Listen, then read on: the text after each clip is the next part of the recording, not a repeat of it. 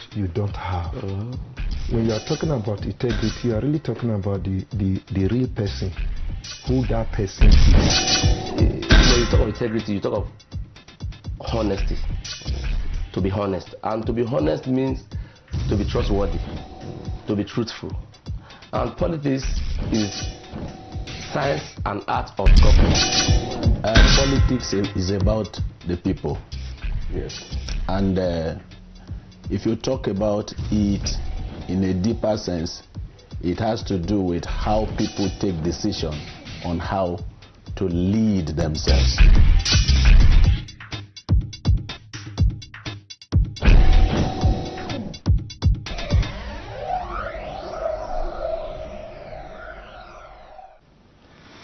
Good day, viewers, and welcome to this Christians in Politics.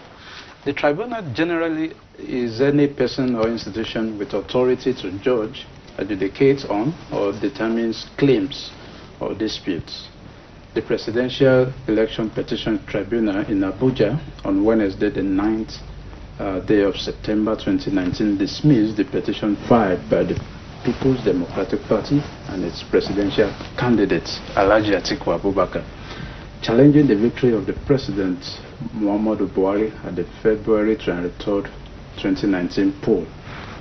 We shall be reviewing this tribunal judgment, and I have in the studio two learned gentlemen who will be doing justice to this topic of Presidential Election Petition Tribunal verdict and overview. I have in the studio Barrister Gibson Hago. He's a legal practitioner and a senior researcher at the Nigerian Law Reform Commission. Thank you for coming again, sir. Thank you, sir. Pleasure. Thank you. And we also have Benson Oluigbo, PhD, who is the Executive Director, Clean Foundation. Thank you for coming again, sir. Thank you, sir. I think the last time we spoke was after the election. After the elections, yes. As an observer. I'm Korede Akitunde, and let's take a look at this short video before we proceed on our discussion.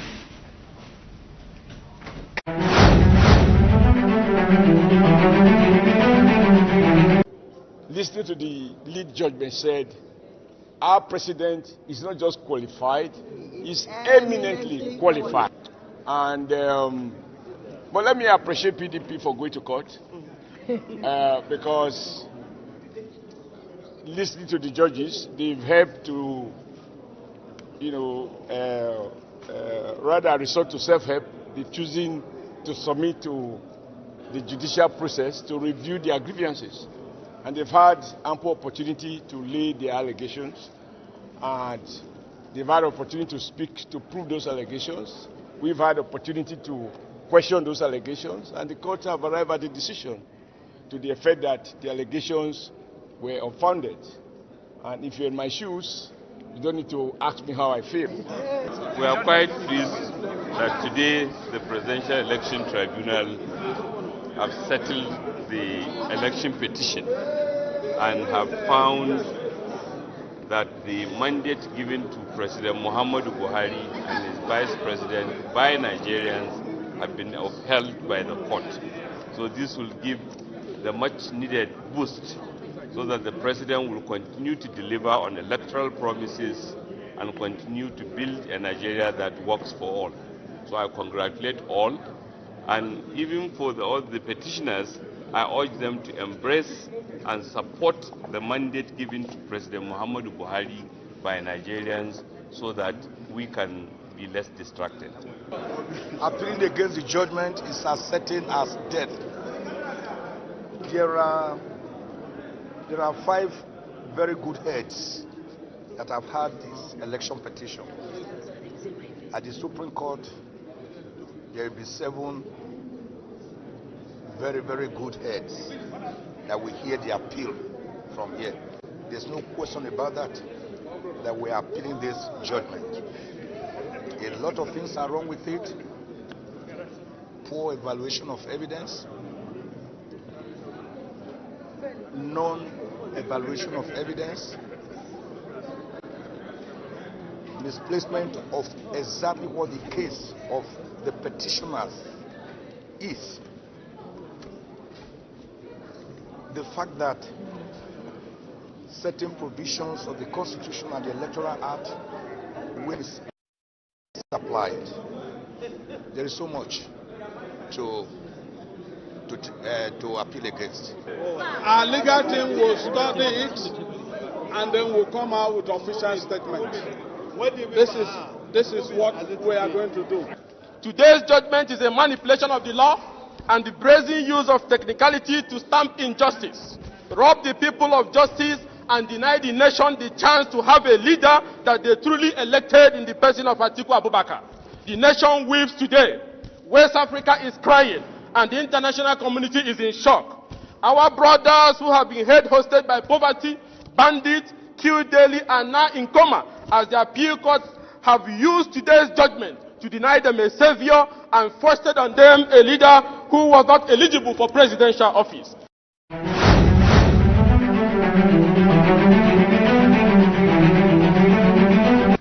Well, those are varying views there, and let's take us through the highlights of the judgment that was delivered by the Presidential Election Tribunal last week.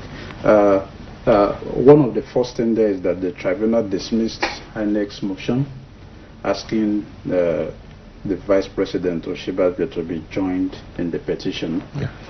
The tribunal unanimously dismissed INEC's motion asking Vice President to be joined in the petition.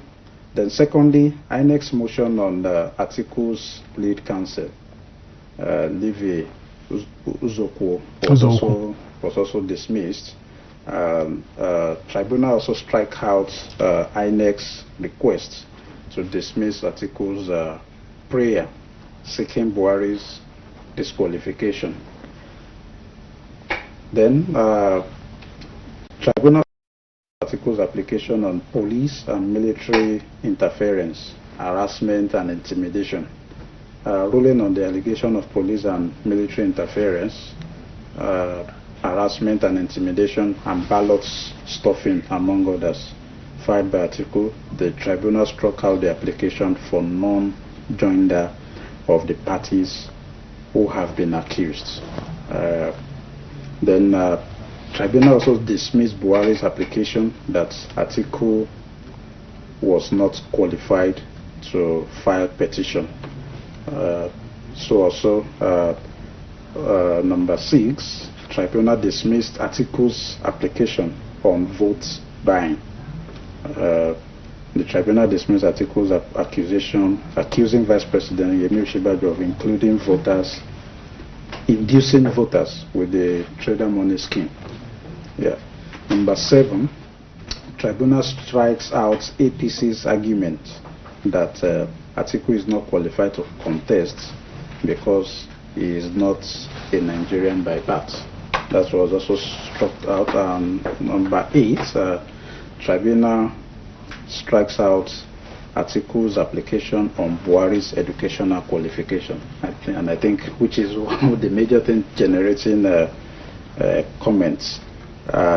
If I read, the tribunal has ruled that Buhari was educationally qualified to contest for president.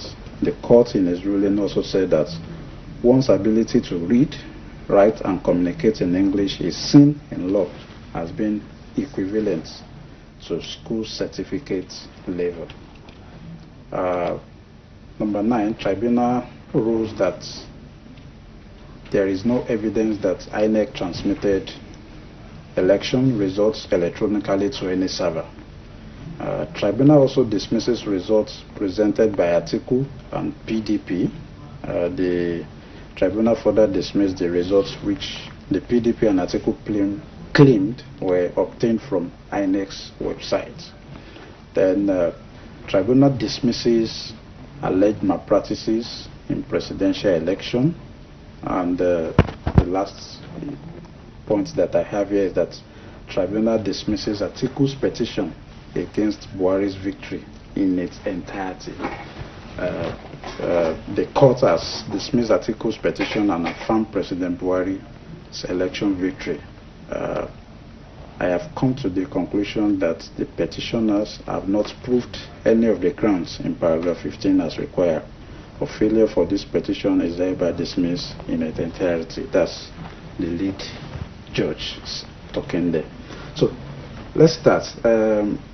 Barrister Gibson, let me ask you, what was your reaction when this, I think it was one of the most lengthy judgments in Nigeria, spending close to 9 hours, and one will feel that that must have been something more comprehensive not to see anybody appealing the judgment. So what are your observations based on some of these points? Thank you, my brother. Nice to be here once again. Yep. First of all, my reaction to that judgment goes the same way with the majority of Nigerians also reacted to that judgment. It was quite tense across the land. People felt some extent that judgment fell short of what they expected it to be. But it's a normal thing. But we must give credit to the Nigerian Justice of the Court of Appeal for doing justice to some extent to that matter. The pain, the time, and we're going to do that judgment within the period allowed for such trial to take place. So yes, we must give kudos to them. No matter our reservation to that judgment, we must give kudos that at least they're able to dissect the matters presented for it within the context of their own jurisdiction and powers. So, but largely, the prayers before that court were many, and of course, everything in the judgment went the way of the defendants. So the plaintiff lost on all his prayers.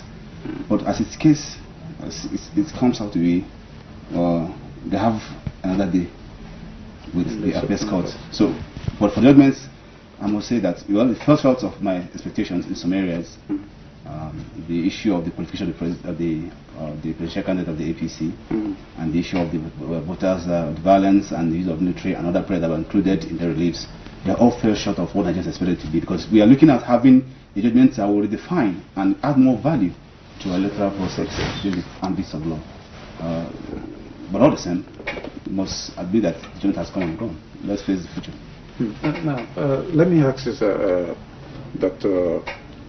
Benson. The issue of the certificates, I think, has been the key points that has been raising eyebrow. From the Constitution and from the judgment, was it fair enough? Thank you very much. I also want to agree with my colleague to the extent that we must commend the justices of the Court of Appeal for the way they handled the judgment of the tribunal, the evidences that was presented before them, the contestations between the parties. It was a lengthy judgment, and we're not, sometimes you listen, you go out, you come back again and continue, because it was quite lengthy. There are some issues we agree with them, and because it's he who alleges that proves. But there are also some of the way they use technicality to dodge some of the issues. Hopefully, we believe the Supreme Court will give more clarity on some of those issues. But coming specifically on the issue of the certificate, so there are two issues there. The first one is whether the president was qualified to contest the election. The reality, if you ask me, is that if you look closely, if you read the provisions of the Constitution and read the Electoral Act, it does not clearly, I must use that word, clearly state that you actually require a certificate to contest the election. It gives rooms. There are provisos. So the head and some of the subsections gives you different limbs and subsections of how to prove that you are qualified to contest the election, which doesn't actually mention anything about certificates. It starts that you can, that one of the requirements is that you must have attended secondary school to WAEC level.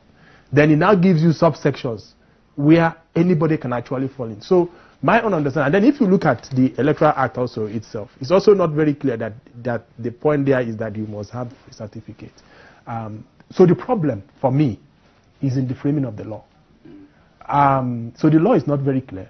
And most times, my colleague will also tell me, I will also agree with me, that even in criminal cases, where the law or the motion or the indictment is not clear, it is resolved in the favor of the accused person. Unfortunately, but that is the law. So what you realize here is that the judges looked at the evidence before them, looked at the provisions of the law, and interpreted it to the best of their understanding. The best of their understanding may not be the average man's understanding of what should actually be the legal qualification for an individual to contest the presidency. But here we are.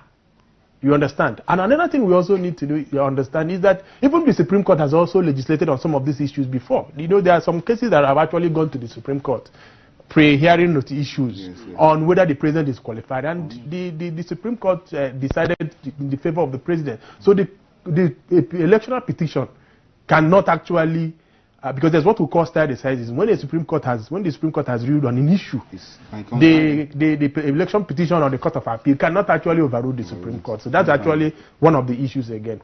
Probably, if you now go to the Supreme Court, they might review all the evidence again and decide finally and say this is where we stand. So for me, some of us are not so happy, but we really don't need to blame the judges of the Court of Appeal totally. We need to blame the framers of the 1999 Constitution and the Electoral Act for not being very clear, specifically on what is required for an individual to contest the position of president in Nigeria.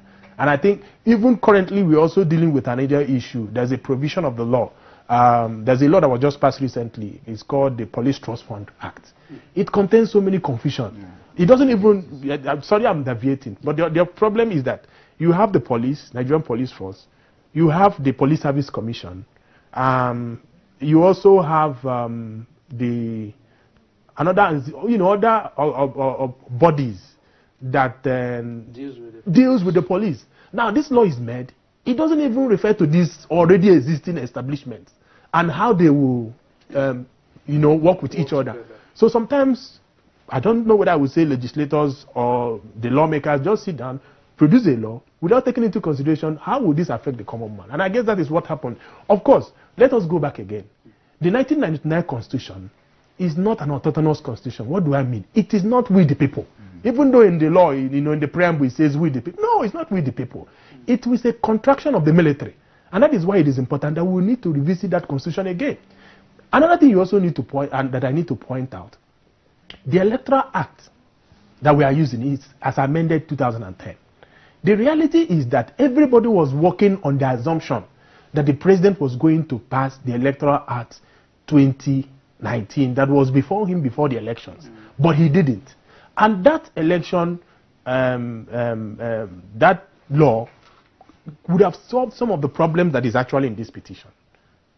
And some of the actions that INEC in quote took actually preempted that law because they were hoping that law would be passed. And a lot of Nigerians know that both the Ministry of Justice, both INEC, and almost government agencies agree that this law should be a template for the management of the 2019 elections. But the president did not assent to that act, which means that we had to revert to the already existing legal framework, which is the 2010 Act as amended. Which also, of course, you understand some of the issues are now what is coming up again. The issue of server, the issue of voter, the issue of smart card reader and all those things. So, the law sometimes can be very confusing. You understand? And its interpretation can either actually go either way, depending on who is sitting in judgment and all those things. Now, Barrister Gibson, let's look at that aspect of saying that he is eminently qualified. Someone has said jokingly that so you can now just go to the court, either magistrate court or what, and swear an affidavit that you attended Harvard University and then you'll be qualified. Now, do you buy the idea of this? Is it the Constitution that is the problem, or the PDP was unable to prove beyond the expectation? Thank you once again. First of all, many Nigerians, analysts have looked at that judgment and said it seems the Justice of Court of Appeal went outside the power, or outside taking some steps more to be like the lawyers of the dark side. For instance, the question was whether the president was qualified with respect to his academic qualifications.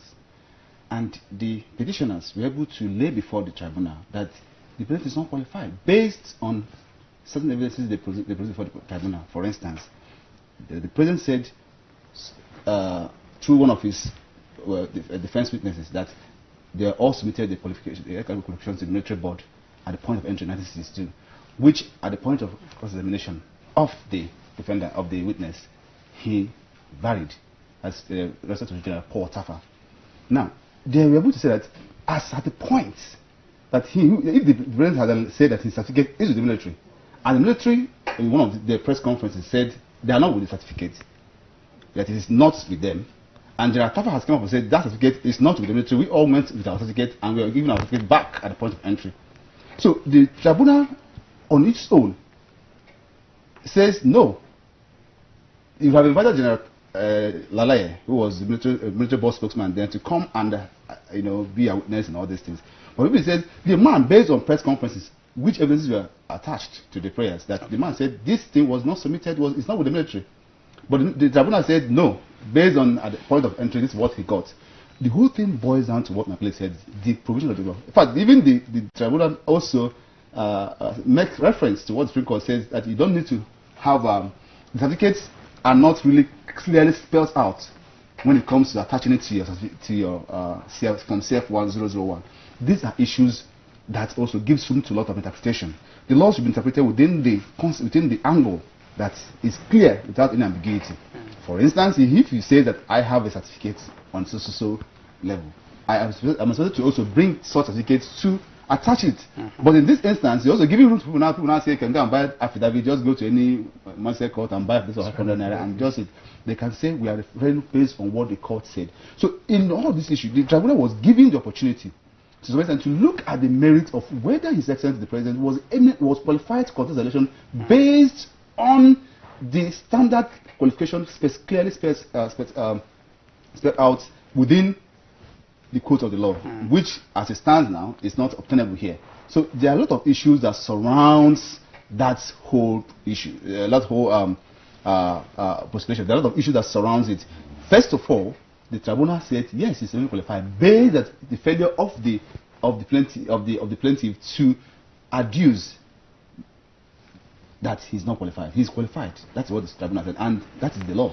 So we are looking at whether, at the point of the appeals court, whether they will look at this issue from a broader perspective and look at the merits of whether the military failed on their own part or the president failed on his own part to have this. Because if you say you have certificate of this or that, you should bring such certificate at the point of election, which you are going for, which INEC is the body to. But here, the tribunal seems to have evaded the whole matter and pushed it back to PDP to go further and bring evidence to show that this man is not qualified. That in their own view, he's qualified because at the point of his entry in the military, that this is what he got. And some people also felt, let me say, some those close to the defendant felt that for somebody who has served in the military, gotten to the position of head of state, there's nothing stopping such person to fight for election. It's true, because they said, like he said, as far as you can read and write,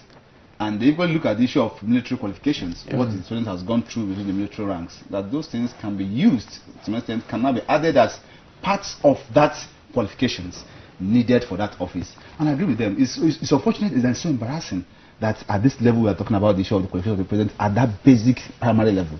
I think the president, to a large extent, is qualified, having served within the ranks of the military this way. Though, within the mind of many Nigerians, they would prefer the president to say, I have this is what I used in my entry in the military.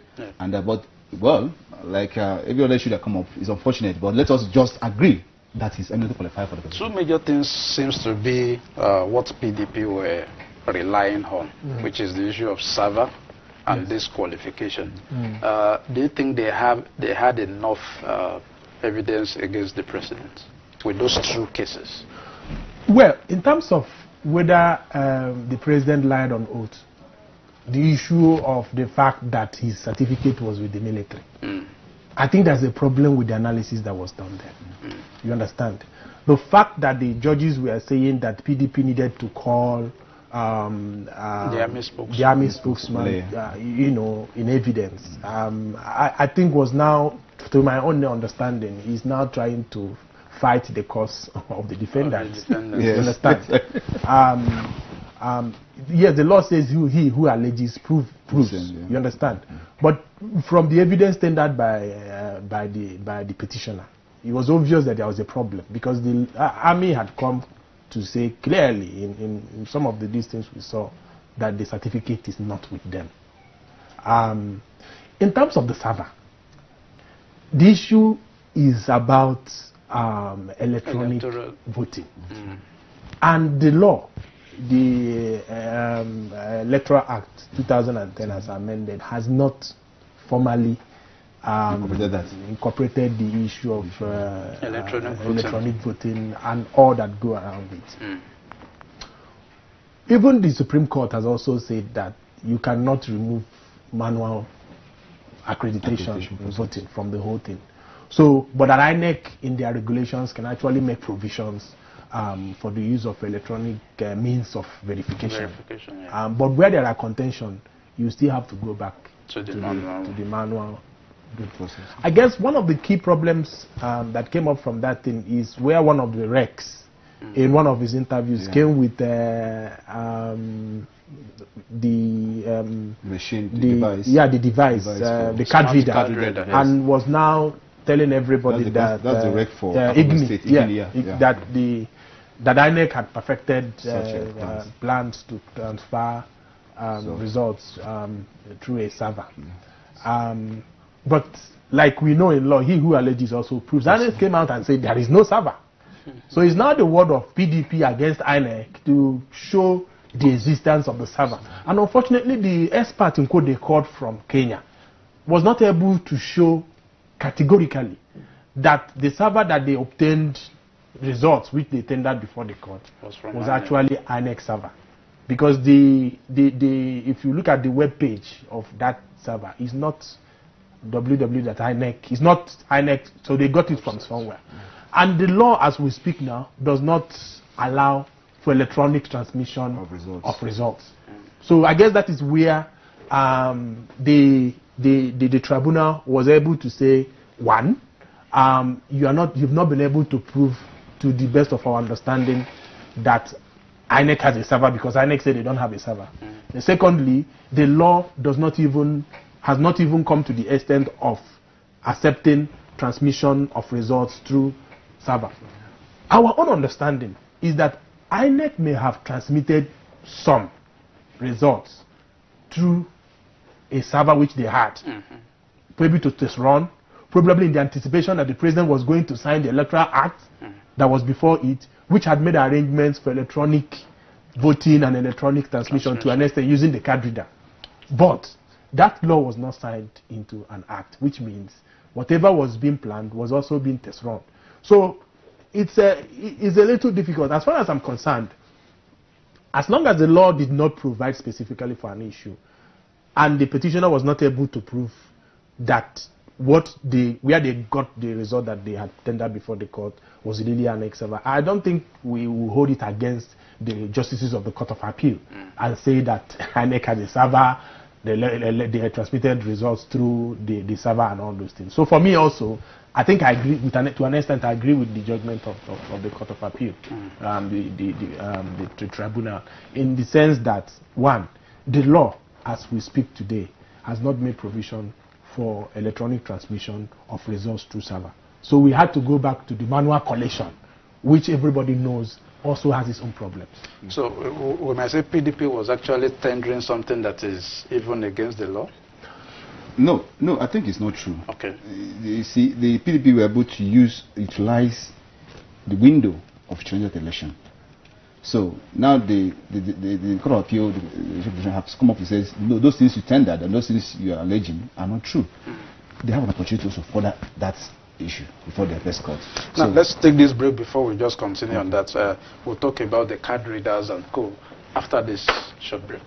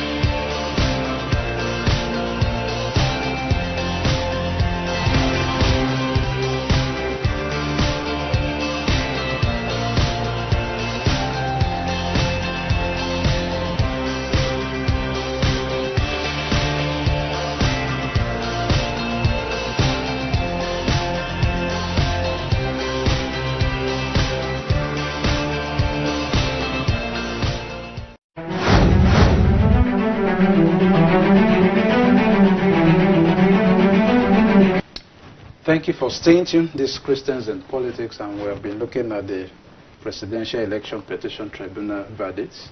And you can be part of this program. Call on the lines on your screen, or you send a text to the line scrolling on the screen now to be part of this discussion. Let's hear your view on this judgment too. Now, we look at card readers and the server issue. Now, some have felt that quite all right, INEC must have used server, and because it is against the law, that's why they denied it. Do you think along that side? No, the issue of server, like we said earlier on, that they're not expressly provided within the Electoral Act. Yeah, it's not. And that was one of the core... Yes, that's what I'm saying, that they might have used it, yes, but because it is not provided for use, expressly, they might have denied using it. Yes, it's true. Okay. Yes, it's true. Okay. Because there's no way, if they go ahead to say that we use server for the election, that was a true of legal issues. Was such provided within the concept of the Electoral Act. And that was one of the provisions that was included in the Electoral Act that the last National Assembly worked on, which were all geared to make the electoral process more credible, transparent, and free, which, based on the observations of the President within the period that it was passed, could not assent to it. So what we are saying that the issue of the card reader, the issue of the server, are all geared to give the electoral process a more credible outlook, where all parties will say this is what the election looked like. So all these things the plaintiff in the matter came up with were because they had that impression that that was such. If it was expressly provided, maybe that the Electoral Act was signed into law and it was used for the last election, PDP would have a very clear case. They will just mandate, they just ask for the code, which they will also have access to before the election, and they will assess the server. But in this instance, INEC says we don't have the server.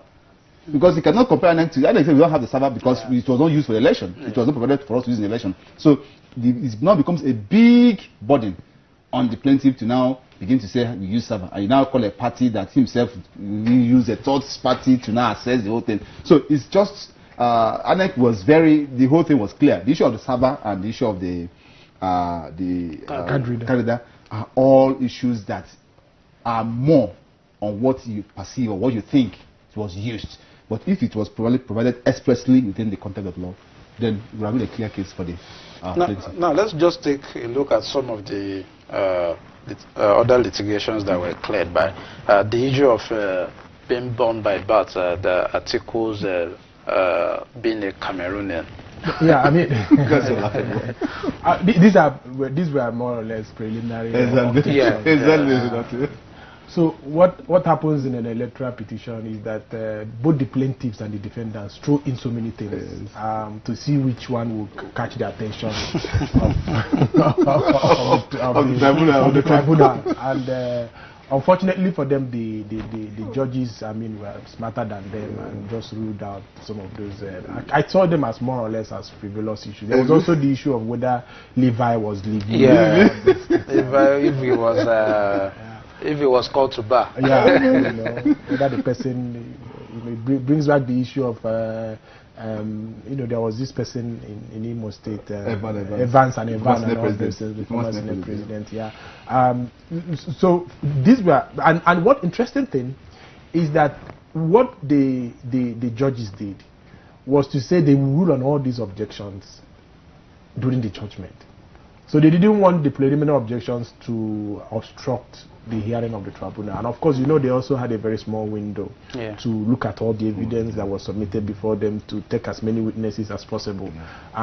So it was more or less a tactics by both the petitioner and the defendant, to either slow down or to try and see how the thing will be decided in their favor.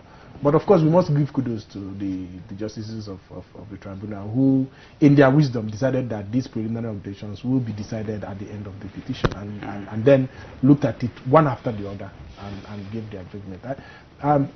Although the issue of the trader money is still controversial, to the extent that some Nigerians see it as an inducement. I mean, 10,000, how much will it actually go? but the government has said it's a soft loan. It's a soft loan. We hope it's really a soft loan. But for me, really, those preliminary objections were just tactics used by both the petitioner and the defendant to either slow down the process or curry the favor of the justices. And I think in their wisdom, the way they handled it and dismissed most of them, Let's look at the issue of police and military interference. It has always come in that militaries are not meant to be involved in electoral processes. Now, so the tribunal struck out this article's application. What's your take? Thank you. Once again, I think the issue of the use of military in elections has been on since dawn of this democracy in 1999. And Nigerians have been looking forward to a time that the court will be able to become decisive on it. One of the arguments that have been used why military are always involved in the electoral process because of security is sort of an indictment. It's an indictment because we also saw what happened in River State and Bible states, other parts of the country where the military are effectively used by both parties. So it cuts across both parties, the plaintiff and the defendant, and the whole thing cuts across them. We expect that something decisive will be done on this, because the use of military in election also comes with all of its own factors, its own pressure and fears in the minds of the citizens. This is a civil process. Election is a civil process where the right of citizens to elect the leaders are clearly spelled out. When you now begin to bring extra forces like military, like the experience we had in Ghana some time ago and other African countries, where police are like doing normal, it's like a normal peaceful process. We should see election as a process to have leaders elected without any acrimony. But in Nigeria, there is a war.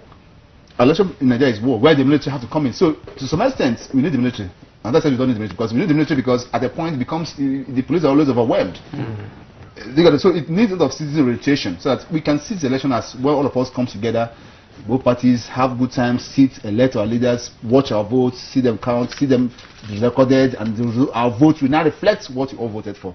But when you now begin to have military, it sort of stays fear in the minds of citizens. It causes commotion. So we are looking at where the point, like I said, the Nigerians looked at this tribunal to come up with a decisive position that will enrich our electoral process, that will stir up confidence of Nigerians in the electoral process. But unfortunately, we are going to have military again in the next election, and then it will be more powerful. So we want the tribunal to be decisive on some of these things. Why the use of military? The evidence of the military, we massively use the River State, for instance. That's one of the states that we also want the military did. But if we look at what the tribunal judges said, why they struck it out is because there was non-joinder of the parties. I think it was really an omission on the part of the PDP. Okay. But let us actually go to the legal framework. The Constitution provides for the armed forces, and that their primary responsibility is actually to protect the territorial integrity of Nigeria. But the law also says the Armed Forces Act, and even the Constitution says they can actually aid in civilian authorities in maintaining internal security. So that is where they have the legal mandates to be involved.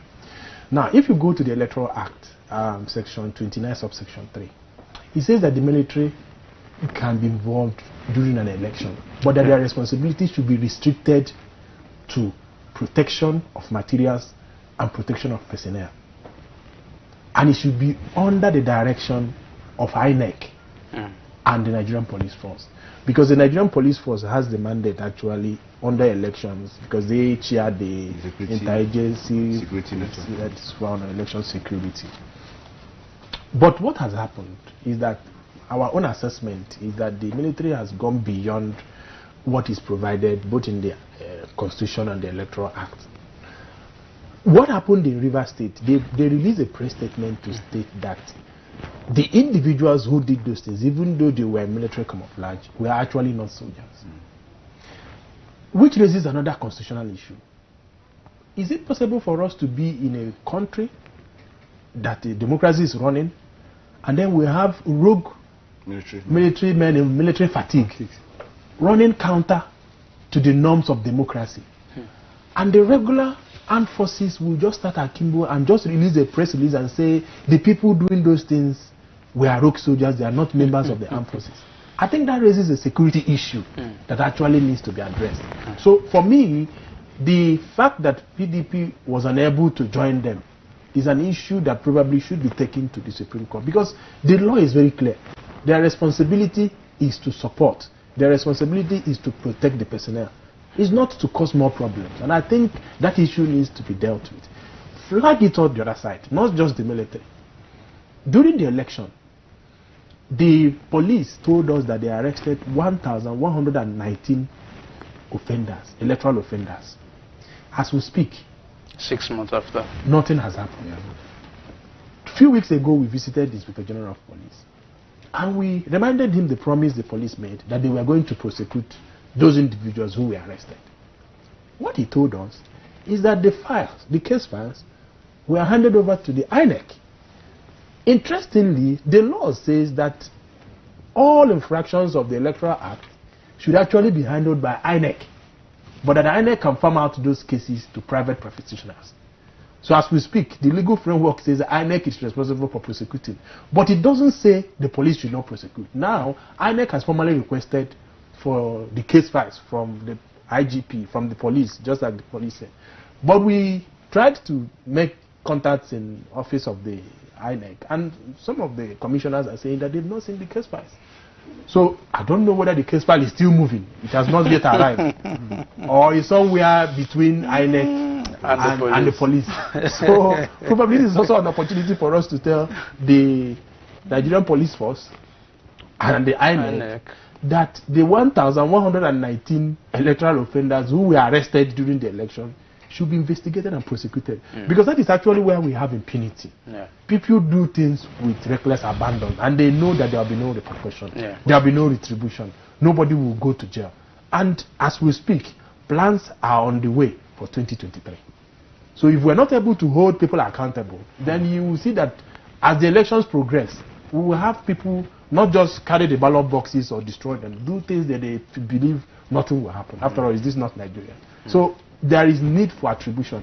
And even the rogue soldiers that the armed forces said were not their personnel should have been arrested and prosecuted. One, for trying to scuttle a democratic process that was ongoing.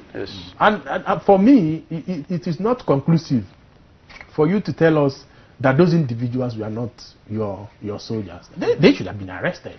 They should have been prosecuted, and we should have seen evidence of prosecution and punishment. Yes, in the daylight. In the daylight. Because they are not so. Those ones are not subject to court martial. Yes, those ones now are, not subject to court martial. So they should only be tried in the regular court, handed over to the police, who will now take them to the regular court for investigation and punishment. Now let's look at just before we close the issue of vote buying, trader money, and do you, in your own perspective, was it a form of vote buying? Because this was what the government were doing before the election and before the campaigns. Yeah, one of the issues that was raised against the trader money policy of the present administration was the time. Timing. That's the timing. That was just the issue. And then, well, as laudable as it is, it was argued that it was used in a time in just build up to the election. That was the argument of the plaintiff. And to some extent, I share with them that sentiment. I share with them that the timing of the federal money seemed to encroach into the principle of vote buying process, which remains the biggest threat to our democracy. Yes, vote buying remains the biggest threat to our democracy, because it's a process where you allege that votes are bought over because of true financial inducement. So they said so, but the Justice of Court we are looking at, you failed to pinpoint tentatively that this was vote buying. We can only look vote buying from the angle of for the fact that maybe within the principles of the election, like we had in Ekiti State and Osun State, where somebody can now say, okay, you'll be able to pinpoint one or two people during the election. Yes. So that was where the court were very smart, and I think they were smart enough. The justice were smart enough to say no, this is a product of government. Even though other Nigerians, they said, why using this thing in just build up to the election? But for the election of issue of vote buying, I agree with that the state of money policy it's not the same line with vote buying. Even though to other Nigerians, they may have the fear that, well, because it was close to the election, it's a vote buying. But within the vote buying process issue, we're talking about vote buying in which voters were induced, maybe the election day proper, or just there's something that will link in this person because you want him to vote for a party. That is what Now, the judges also attributed the fact that the vice president was not joined in that petition. So, do you see that as another lapses on the PDP side? No, I don't think it was. And the judges also said it wasn't an issue. I mean, the vice president, well, whether he was joined or not, I think the petition is against the president who was elected. So the judges were very clear that whether he was joined or not, that it didn't affect the merits of the matter. On that issue of trader money and vote buying, let us also be clear that all the parties were involved in vote buying and trading. We call it actually trading because it involves both trading, both buying and selling. Because if you don't have a buyer, you don't have a seller. So during the election, all the political parties from A to Z were involved in vote trading. Now, what is the issue is the extent and the amount involved. And of course, the bigger the party, the bigger the amount of money you are able to distribute. Now, also in terms of vote trading, there are pre-election, election and post-election.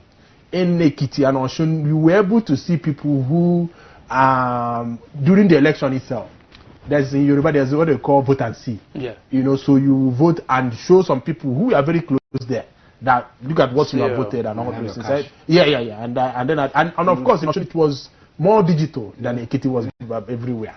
But you know, because of the fear that they will be arrested and all those things. So you see people move in, move out, smile and go and all those things. But the inducement actually starts even before the election. You see rise in some people's pictures. You see salt. Even in Wuse here, there was a long truck we saw a few days before the election. They were distributing you know, sugar and salt and all. These are clear cases of inducement. But that issue of trader money, I agree with my colleague. But one of the problems is it's very close to the election. And sometimes it's where elections are going to be very critical that the trader money thing moves to and all those things. So, well, the justices of the Court of Appeal have made the pronouncement. We hope it's something that should be taken up again probably at the Supreme Court and a decision be made. But vote trading is an issue on an electoral process that has to be dealt with. But the fact also is that a lot of Nigerians are hungry. And when you explain to them that you are mortgaging your future, people say, let's get this one now. When tomorrow comes, we will know how to deal with it. So there is hunger in the land, and we really need to deal with that because it gives them justification to collect that if they don't get this one, then they've actually lost out on everything, unfortunately. Very unfortunate, and that's where we put a stop to it today until another time, because there are a lot of things that one still need to talk about, just like you've mentioned, the poverty in the land, how it's affecting how people vote. And November 16 is still coming for Kogi and Bayelsa State. The politicking and is... we're looking at what it was also going to Supreme Court. Yes. We're believing that the Supreme Court will deal with these matters in a more broader perspective. And give us the final position. So the all parties have interest. Thank you for coming, sir. Barrister Gibson Agbo, thank you for coming. And Dr. Benson, thank you, sir. Thank you, Corey. For always having us. We are going to have a special edition of Christians in Politics next week, October 1st, in 2 weeks' time, October 1st. So I want you to stay connected to our screen. By next week, we'll be here again to give you another wonderful edition. Till then, stay blessed.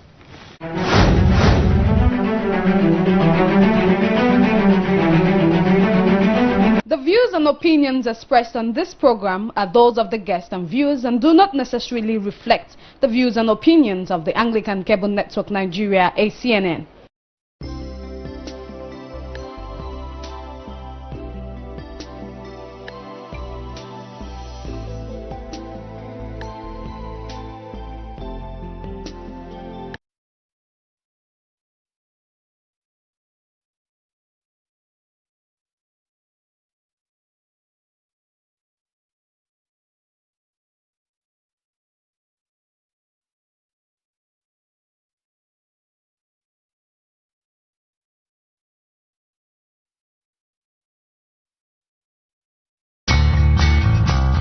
Anglican Cable Network Nigeria, ACNN, is your most reliable gospel TV station that brings to you quality TV programming which build your spiritual life and enhance your walk with God through the undiluted Word of God. Join us on our social media platforms anytime you miss your favorite program.